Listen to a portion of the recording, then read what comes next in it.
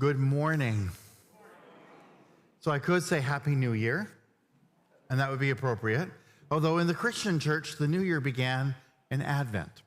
So here we are on Epiphany Sunday, and we're delighted that you are with us this Sunday. And whether you're here in person or whether you're online, we welcome you into this space. I know some of you are holding up because you're getting some of the bright sunlight. You need to know it will shift. If you are in the sun now and it's bothering you, you can move, or you can just wait about 10 minutes and it will shift. So sometimes people have said to me, well, can't we darken those windows or do something? It's not possible. So we know there are certain times of the year that we have to just kind of live with that. Here at Broadview, we see ourselves as an intercultural and affirming community. And that means that it's a particular lens from which we view the world and which we make decisions. And so your presence here is a part of the way in which we continue to evolve and put an emphasis on those things. But it's a learning journey, just as it is our commitment to being a part of the reconciliation process. We acknowledge we're on the lands of the Coast Salish people, particularly the Kwanghan and Secchotan speaking peoples. And as part of that commitment for all of those marginalized groups is to make sure that we do so with some consciousness rather than just by accident. And so there's intentionality to what we do. In your bulletin today, you'll see in the special music that Louise Rose's name is there. It's actually Gracie who's here with us leading music this morning. And we're delighted to have you, Gracie. Thank you for being here this morning. There are a number of announcements for you. One of them that's not printed. Those of you who are part of St. Aidan's for a long time will remember the Reverend Ruth Wright, who was here doing some interim ministry. Ruth has been in care for a long time, and Ruth died over the Christmas season. And so it was, in some ways, a relief to a long and meaningful life and ministry. But the last few years have been challenging for her. So we think about Ruth and her impact on the St. Aidan's community as we remember her. We, during this season, celebrate a baby shower. And I see the diapers and the wipes and stuff accumulating in the back, and that's wonderful. We support the work of Saanich Neighborhood Place and the work that they do with young parents particularly. And so they support parents as young as 12, 13, 14, who find themselves in the post-Christmas season to not have the resources often needed to bridge what their social income is and what the realities are of rent and food, et cetera. So you and your support helps all year long because that stockpile makes a big difference to what their outreach workers can do. There is a celebration of life service this Friday, also for Marie Lee. You'll see that in the program. And all of our regular programming resumes itself this coming Monday. And so if you've been a part of one of the many different groups in the church, know that things are back up and running. And as well, the January newsletter came out on Friday in your email. And so hopefully you had a chance to look at it. If you would like a paper copy, those are scattered around the church, and you're welcome to grab one of those. And I'll let you know a little bit about some of the new things that are up and coming in this season. Some of those new things are the Drop in Grief group, and so that will start this week on Thursdays. It's our monthly family night dinner. The Justice Fair happens next week, and you'll remember that we were part of hosting prayer in the style of Teze. That's now moved over to Holy Cross, and so if that was something that was meaningful to you, we invite you to be a part of that. And finally, just in case you thought that the outreach work that we do is done and over with for the season, we crank up something new. And we've been a part of the coldest night of the year walk for a long, long time, both as the three amalgamating congregations, but also as Broadview. And not being competitive or anything, but last year we raised over $11,000, and we're the top team as Broadview. So let's see if we can kind of keep our momentum going in that regard, and you'll see some ways to participate in that as a walker or a sponsor. There's a variety of ways from which you can do that. Here's our question of the day. What is one hope that you had fulfilled in 2025? And what hopes do you have for 2026? Now, notice I use the word hope and not resolution, okay? I don't want to know about your weight goals or about your exercise goals or your eating healthy goals. I want to know what are the hopes you have for our world, okay? For your family, for your community, all right? So I want you to be thinking about that. So let us prepare ourselves for worship this morning as we begin with our call to worship printed on the screen. Out of the darkness, signs of God's presence shine for us to see.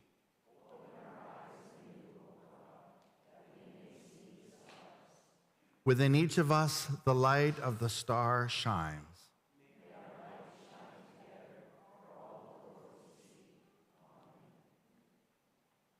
So throughout the season of Advent, we had families come up and light each of those candles for hope, peace, joy, and love. And then on Christmas Eve, if you were here, we lit the Christ candle as a reminder that the child was born. And all of the preparation leading up to that time was about lighting that candle.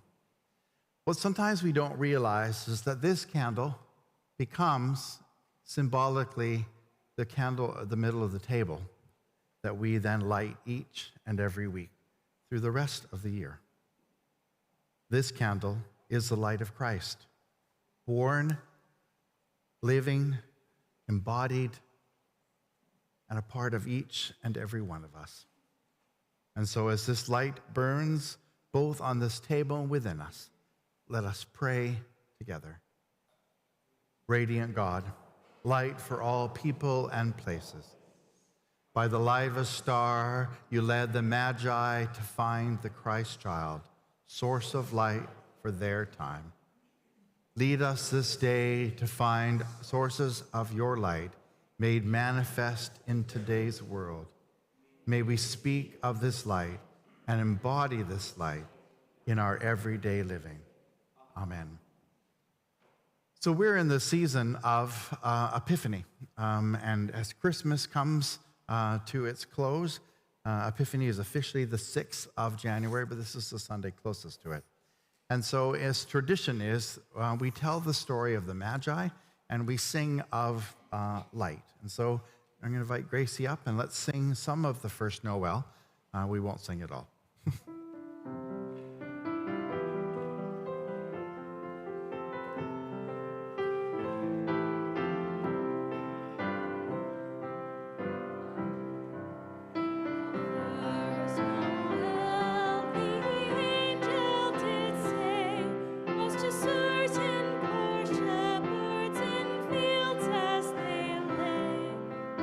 Fields where they keeping their sheep.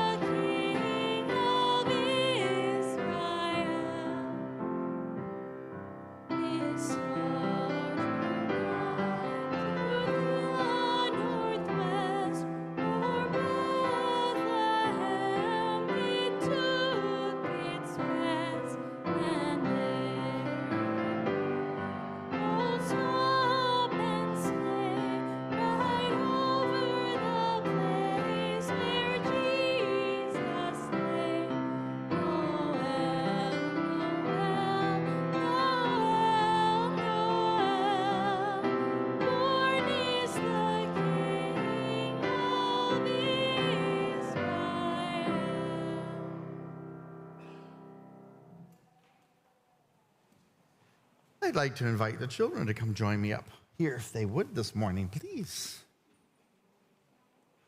Good morning. Who have you got with you today?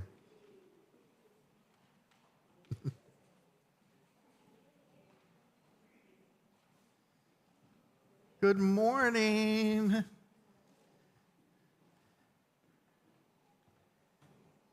All right. I'm wondering if there's anybody here who celebrated Christmas.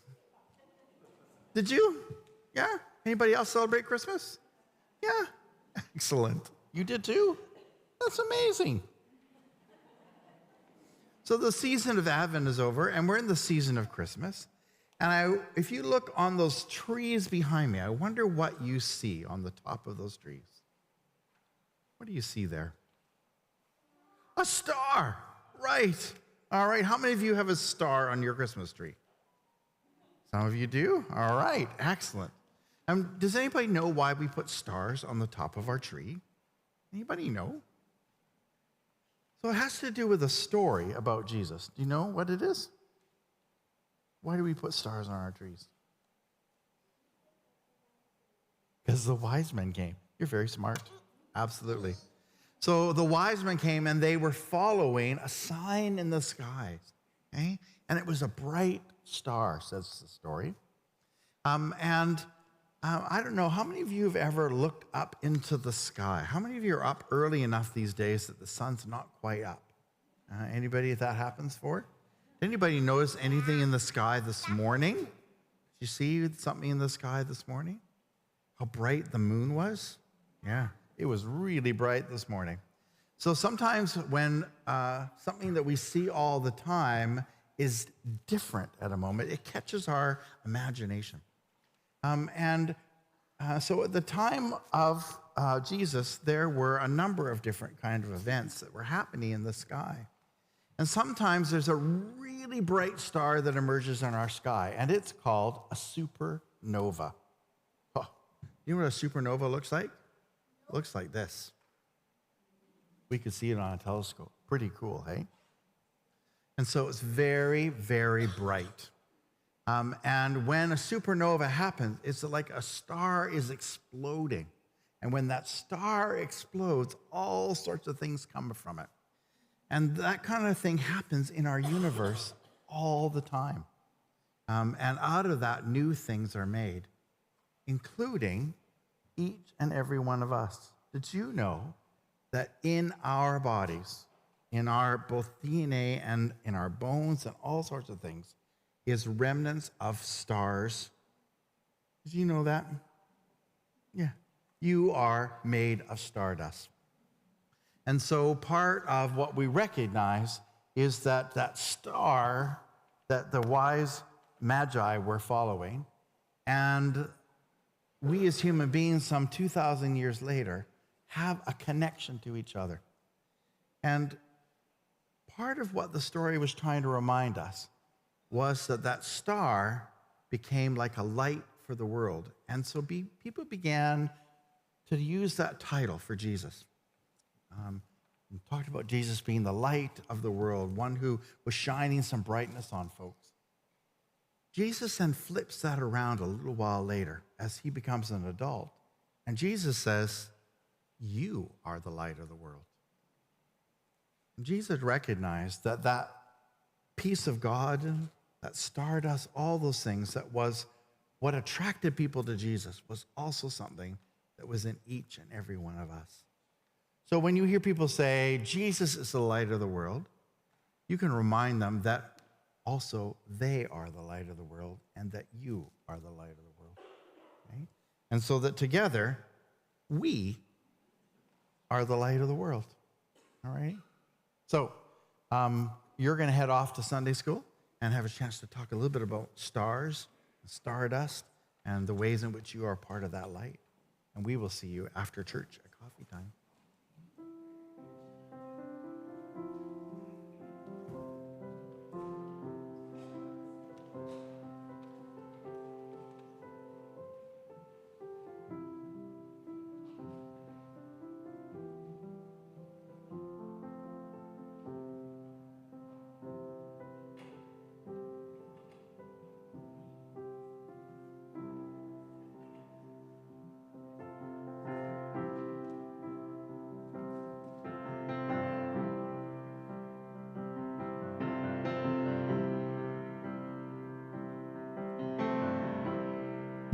a candle in the window, 'cause I feel I've got to move. Though I'm going, I'll be coming home soon.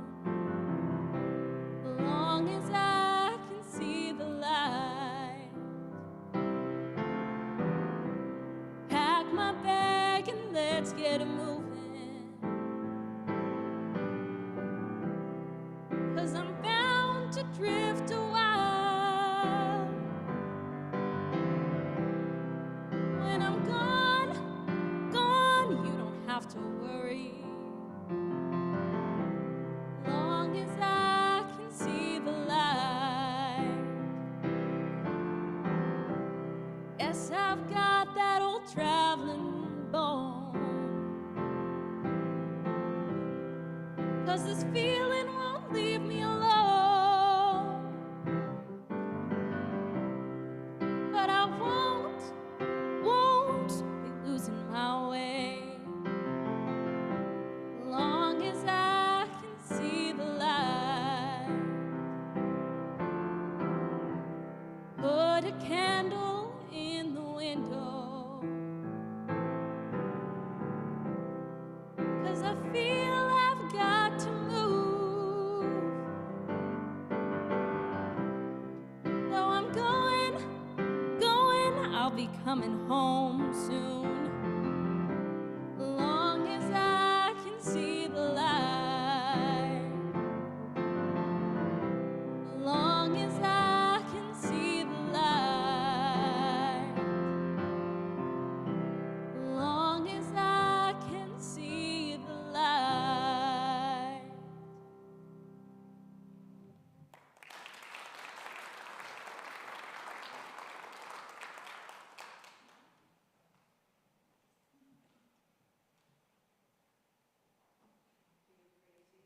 For that, lovely.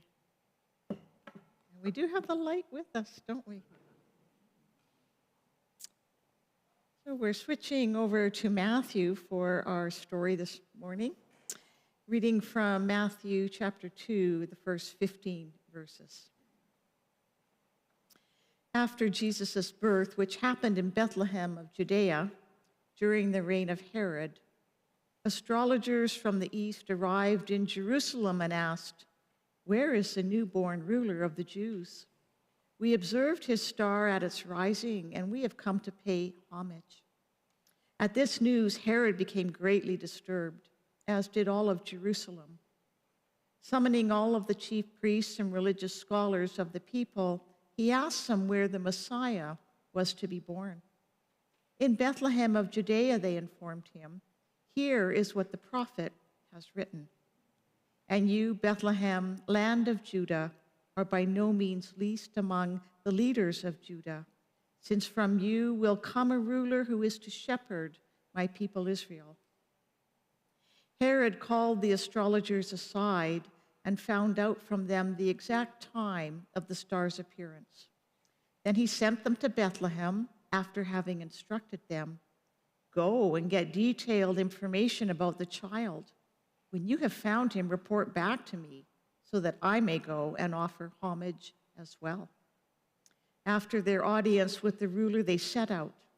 The star which they had observed at its rising went ahead of them until it came to a standstill over the place where the child lay.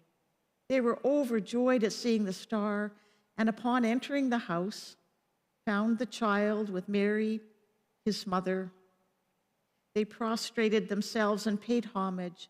Then they opened their coffers and presented the child with gifts of gold, frankincense, and myrrh. They were warned in a dream not to return to Herod, so they went back to their own country by another route.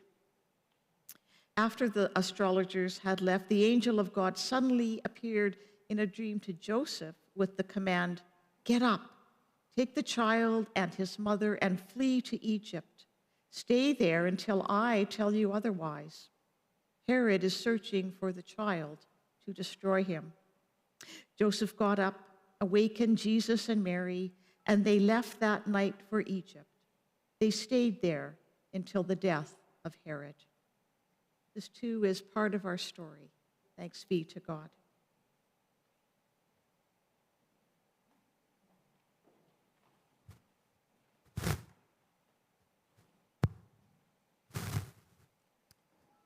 So we come to the end of this season, and we shift, as Margaret said, to Matthew's gospel. Some of you have probably put your Christmas decorations by now away, and you may have had a creche scene that had everybody in it, all of them jammy into that tiny little stable, shepherds, wise men, all that kind of stuff. But as I said at the beginning of Advent, these are two very different stories. The beginning of Advent, as we were beginning our journey in our story, we were looking at the Gospel of Luke, which was written to a Gentile audience. And Luke's, one of his agendas is to help bring folks who perhaps were not steeped in Judaism in the same way to understand how it is that the life of Jesus echoed this paradigm, this religious philosophy. And Matthew is writing to a Jewish audience. And so these are folks who are already familiar with the seasons, the rituals, and those kinds of pieces. And so it's a very different story and quite a different gospel in terms of what it's emphasizing. And so there is no such thing as these two things melding together, except in the creches that you've packed away, or in some of the Christmas carols. They're very different stories. Reminding ourselves that there is no press corps ever present at the birth of a famous person. It's always in the looking back. And so in the similar kind of way that we tend to go back and try to look at what were the origin stories of people who have had an impact, who have changed the world in some way, shape, or form, this is the same kind of process that the ancients who wrote our biblical stories were doing. They were going back to try to figure out what that was. And only Matthew and Luke have birth stories. And Luke's story is quite different. And it's an important story for us. Because I think one of the most important pieces of this story is what happens at the end. Herod is threatened. Herod is a bit of a despot.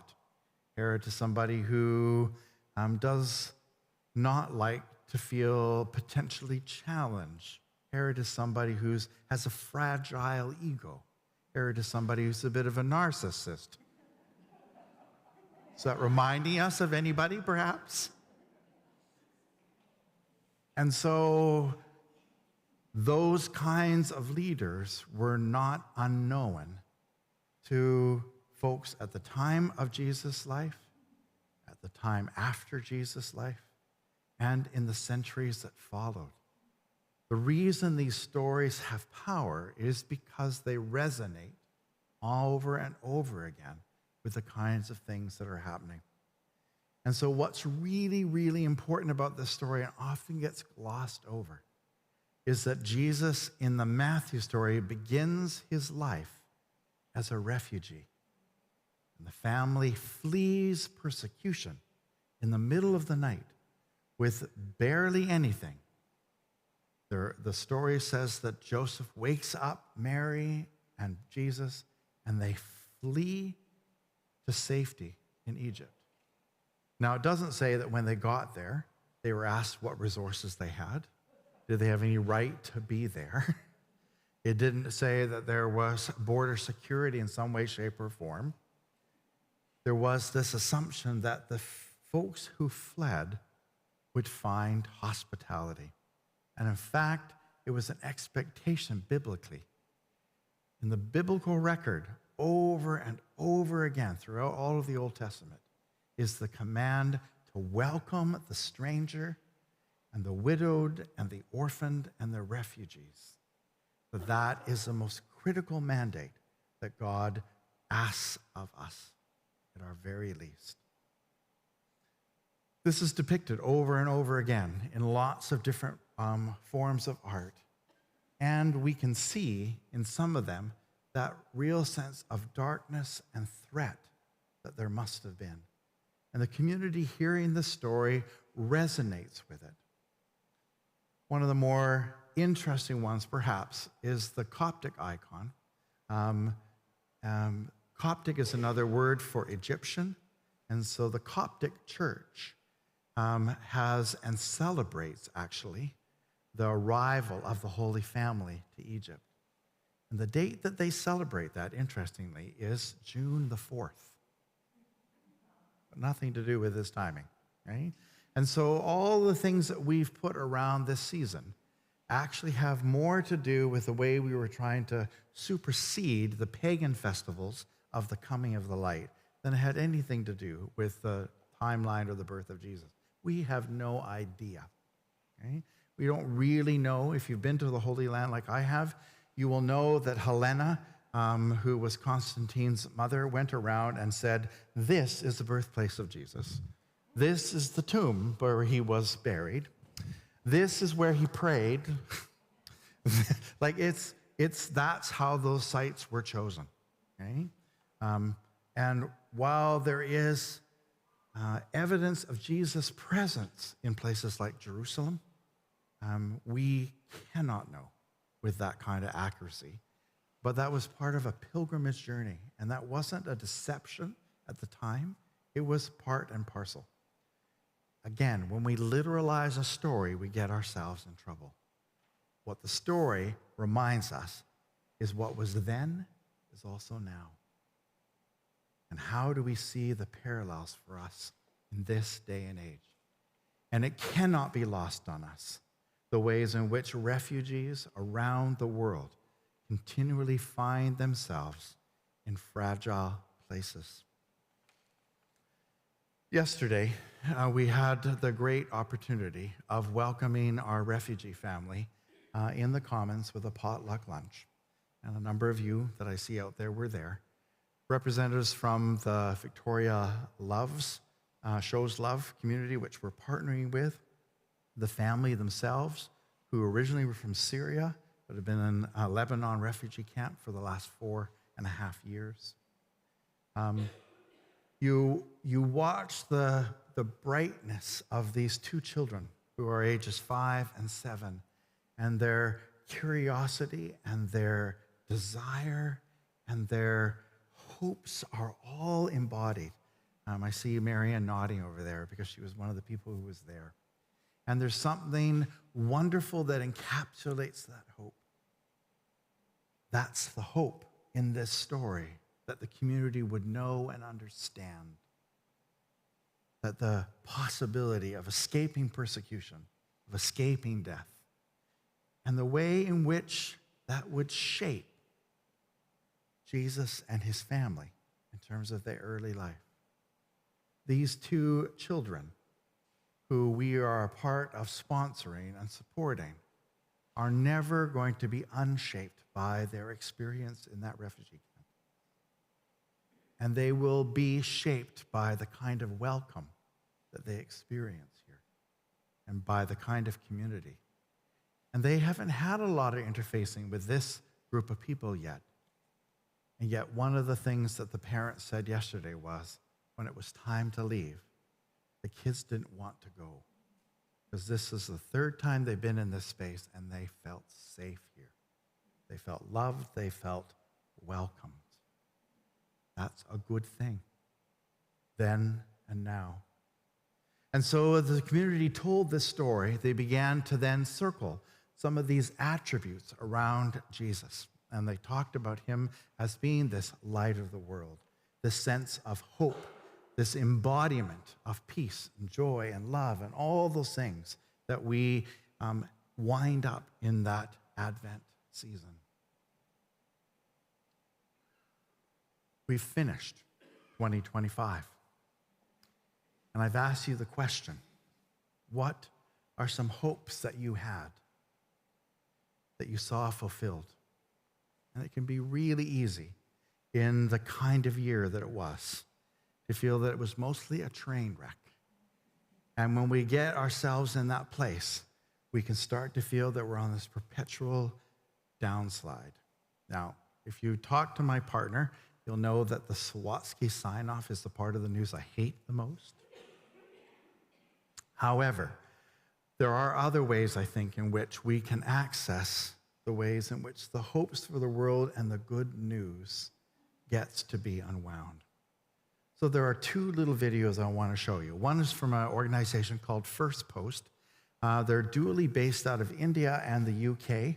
And this was it's an edited version of their summary of 2025. So I want to make sure we've got some sound. We're good? All right.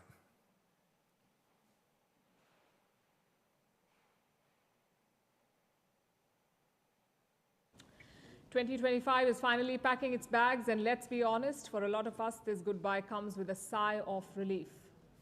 Because this was not an easy year. It had wars, it had inflation, food shortages, political tremors, and climate disasters. It was like living a decade in just 1 year, in 365 days. And for journalists, it was packed with breaking news, headlines that screamed every day. But also buried under those headlines was some good news.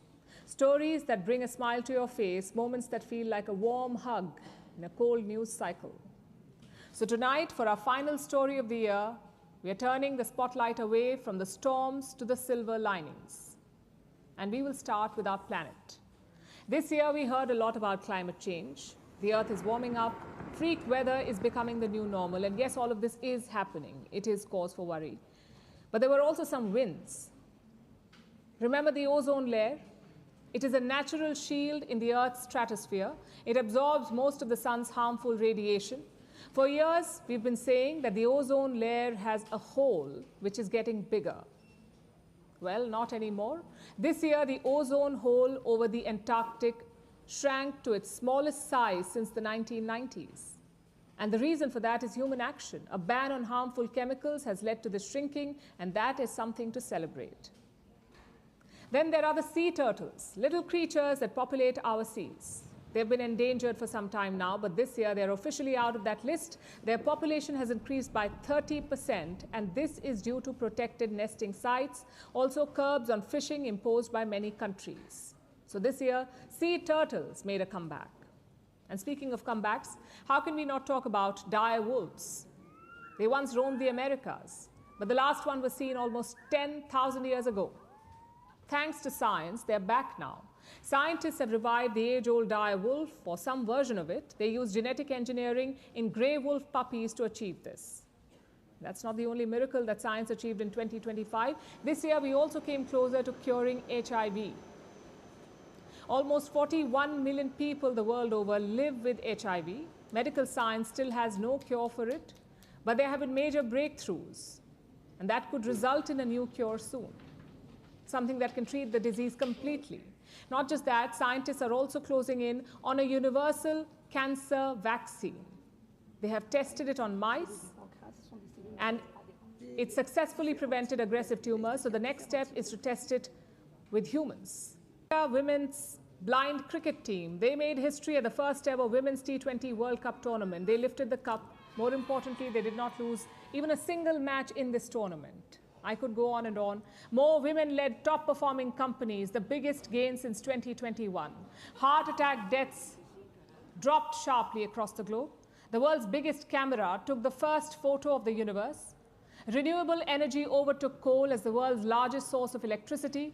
Archaeologists discovered an entire ancient city in Peru. There are many, many such stories. So yes, 2025 was bleak. It tested humanity, but it also reminded us what humanity is capable of. Good news may not always break the internet.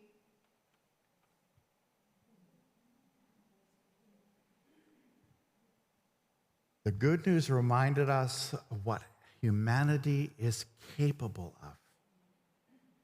That's also what the biblical story also told us. And so this is another excerpt from a fellow's named Sam Bentley.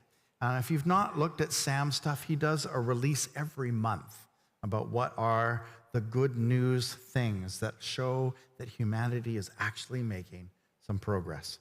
And so this is his abbreviated version of the good news. The The full one is 26 minutes long, and I needed some time to talk. Here's some of the best good news from 2025 that you might have missed. Brazil saw a new record decrease in deforestation with a 32.4% drop compared to the year before. And Colombia became the first country to declare its entire Amazon region off limits to large-scale mining. New Mexico became the first state in the US to offer free universal childcare for all families. And for the first time, Huntington's disease was successfully treated and a groundbreaking injection that can end HIV was developed. Fur farming has dropped 85%, saving 120 million animals from being killed for their fur. And Mexico passed a historic ban on dolphin shows and the use of marine mammals in entertainment. India doubled its tiger population and is now home to more than 3,600 tigers, and the population of Asiatic lions has risen by 32% since 2020 in India too. The Democratic Republic of Congo is creating the world's largest forest reserve, which is the same size as France, while Mexico, Guatemala and Belize are creating a tri-national nature reserve that will become the second biggest in Latin America. Renewable energy overtook coal as the world's largest source of electricity, as solar power took off in Africa as 20 African countries imported a record amount of solar panels. The world's largest marine protected area will be created in the Pacific, and Canada's first ever whale sanctuary got approved in Nova Scotia to create a safe home for retired captive whales. Tap like and follow to keep the good news on your feed in 2026, and share this to show that good actually happened this year.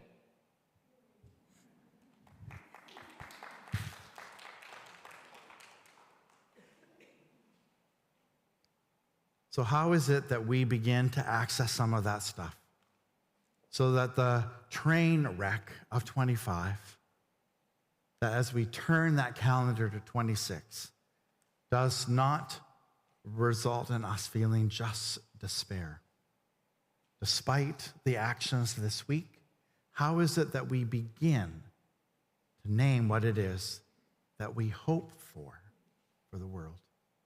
Because part of it is we can't work for what it is we want if we don't know what it is that it is we're hoping for. And out of this story comes some clues for that. This story is about a theology of incarnation. Incarnation is a fancy theological word to mean God is embedded within. So we often focus on that sense that in the birth of Jesus, we see the human face of God.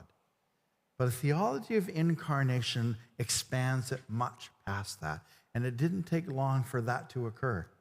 People began to talk about the way in which the incarnation of God was present not only in Jesus, but in the disciples. The ways in which the incarnation happened, not just through the virgin birth, but by the coming of the Spirit. And Paul begins in all of his letters to talk about the ways in which you and I are a part of that light, part of that Spirit, a part of that incarnation. We are called to be God-bearers to our community, saying yes to a call not just to learning, healing, but to embody it.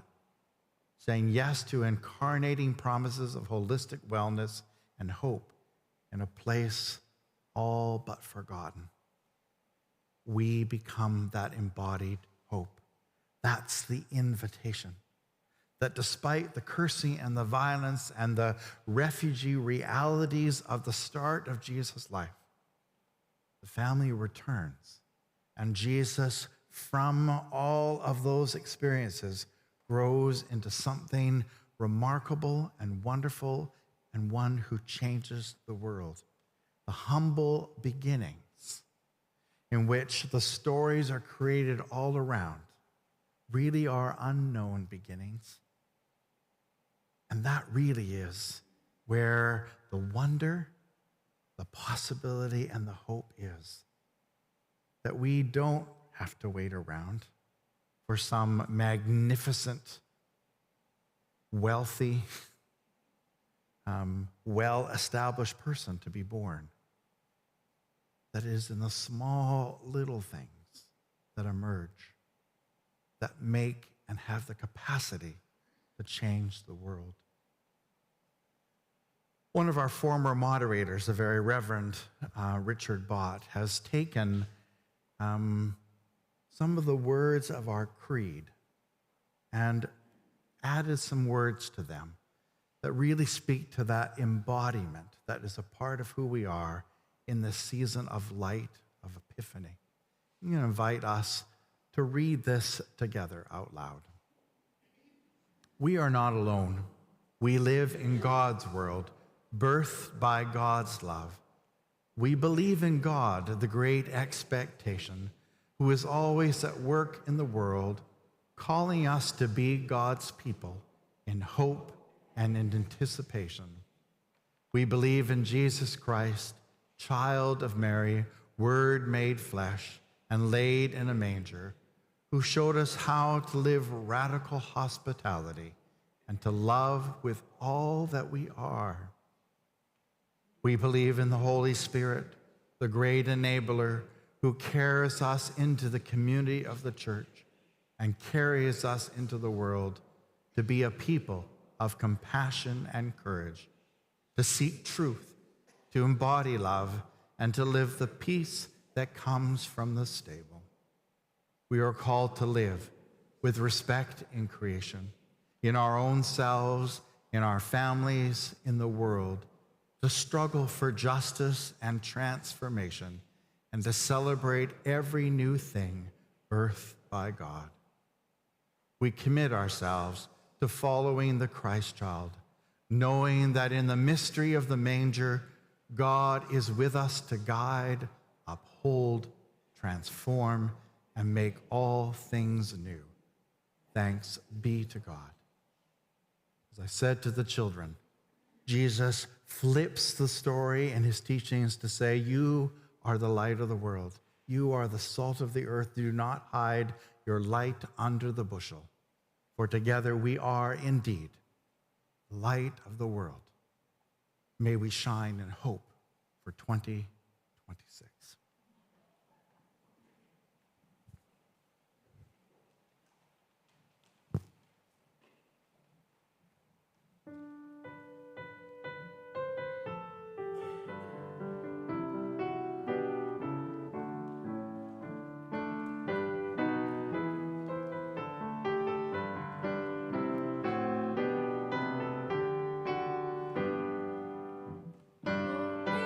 Christ incarnate Word, eternal love revealed in time.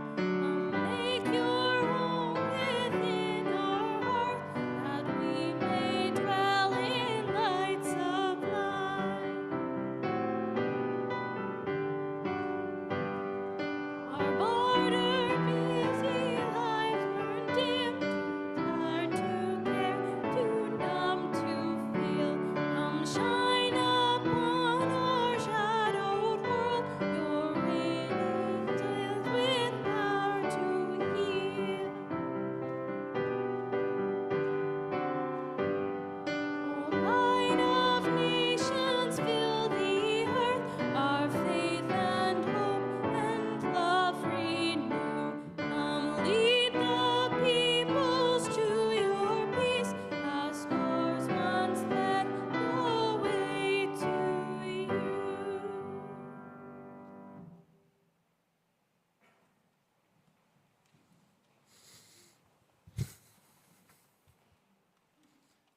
And so as we end one year, we begin another. And part of our hopes come with opportunities. That out of our sense of gratitude comes our ability to give and to make a difference. And so you will see a number of invitations from a variety of groups as they begin this new year. And I hope from a grounded place that you will respond, not only to the ministry of Broadview, but to all the different places that you have the capacity in which to make a difference this year.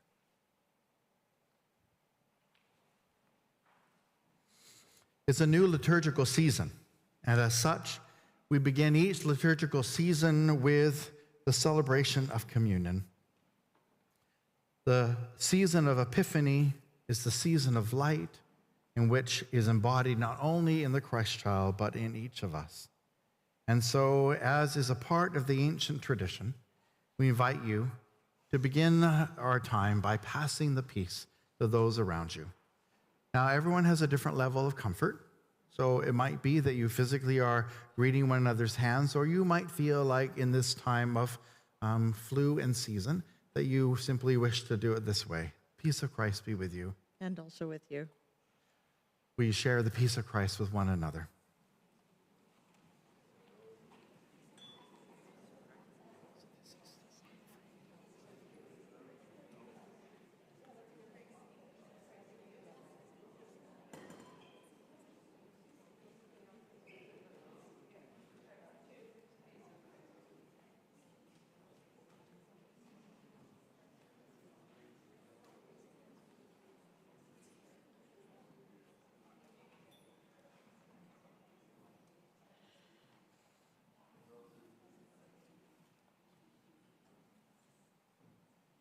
In the United Church of Canada, the table that we celebrate communion is an open table.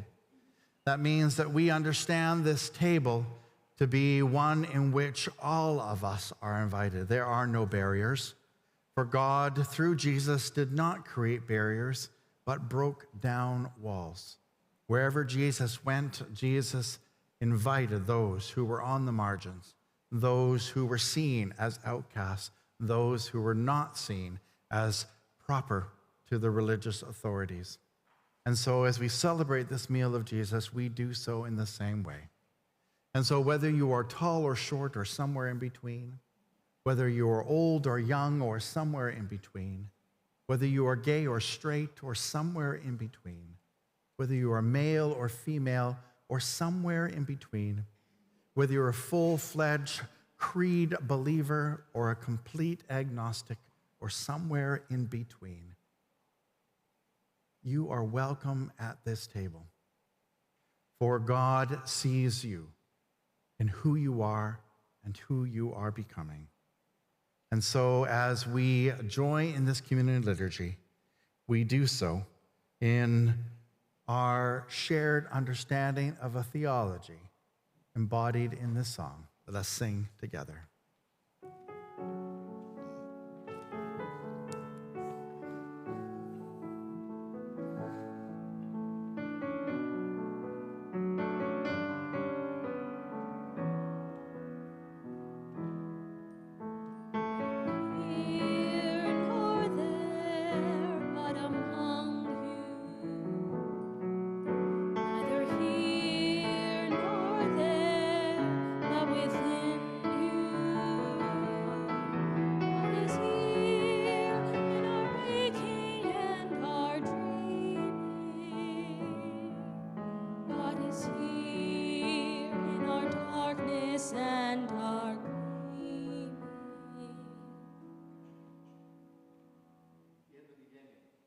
There was light and there was darkness, and a great spirit hovered over the earth and swirled around the cosmos.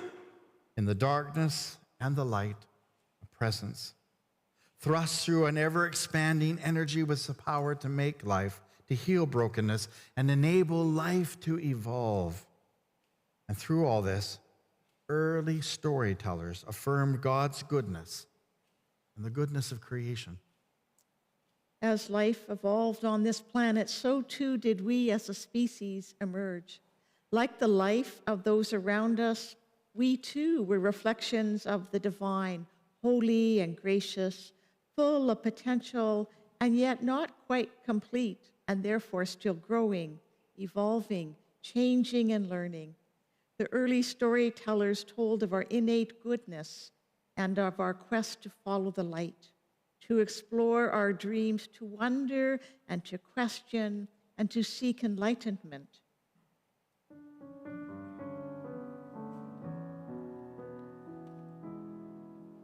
Neither here nor there, but among you. Neither here nor there, but within you. God is here.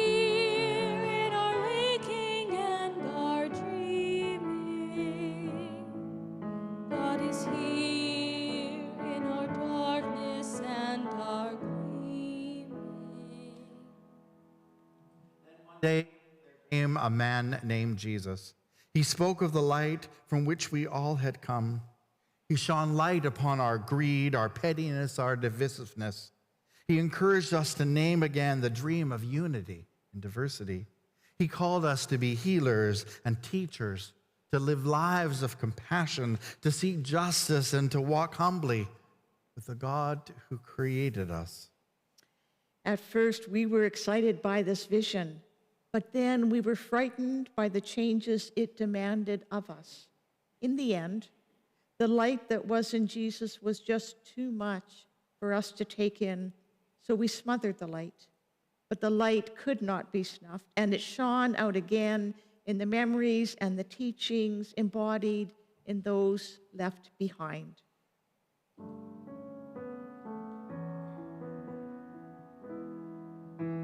Neither here nor there, but among you.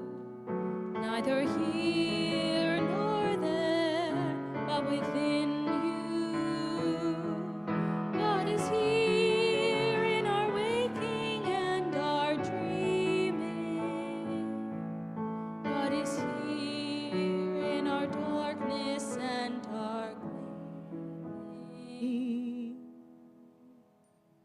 In the days that followed, the community would gather and tell those ancient stories, stories about Jesus and all he did, all he taught, the ways he encouraged them to let their light shine. And they remembered that last night they had been together when Jesus took an ordinary piece of bread, broke it, and passed it to each of them, saying, "Take and eat. And each time you do this, remember me." They remembered also that after supper was done, Jesus took a cup of wine, and he gave thanks again and passed it to each of them, saying, "Take and drink.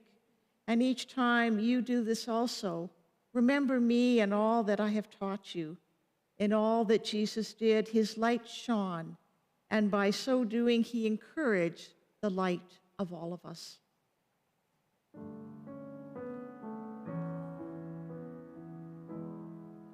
Neither here nor there, but among you. Neither here nor there, but within you. God is here in our waking and our dreaming. God is here in our darkness and our gleaming. So as we begin 2026, may we too be an incarnation of that same light that was in Jesus, to shine in the dark places and to ground us as we go out into the world.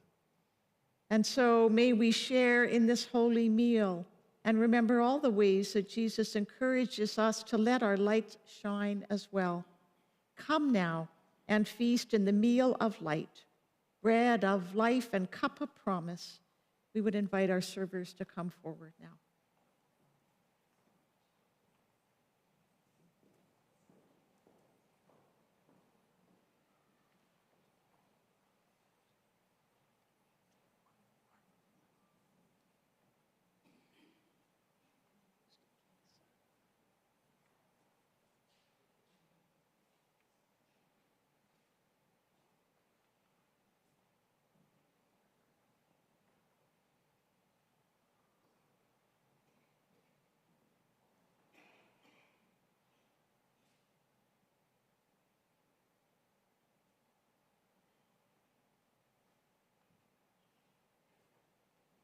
Come now and eat, for the table is ready.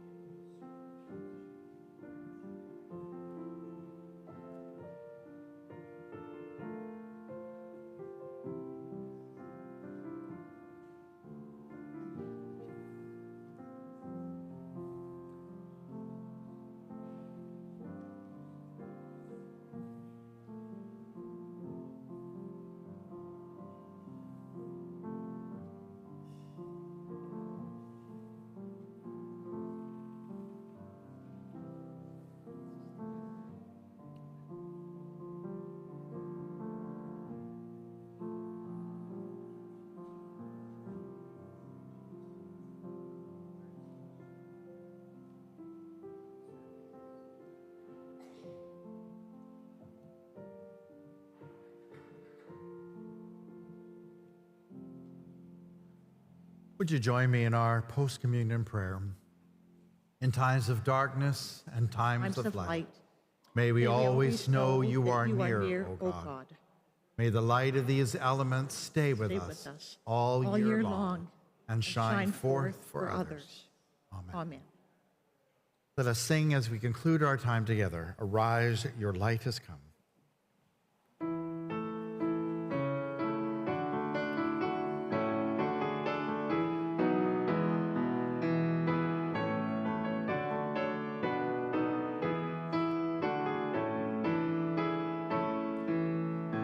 Arise, your light is come, the Spirit call obey. Show forth the glory of your God, which shines on you today. Arise, your light has come, cling by the prison door. Proclaim the captives liberty, good tidings to the poor. Arise, your light has come, all you in sorrow mourn. Bind up the broken-hearted ones and comfort those who mourn.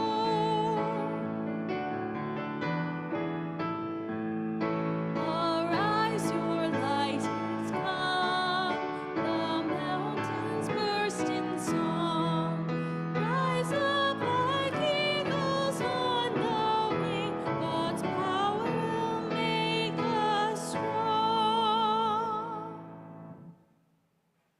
Go forth from this place to follow the light, to see signs of hope and possibility in the world around you and within you. For like Jesus, you too are the light for the world. Go forth and shine brightly. Amen.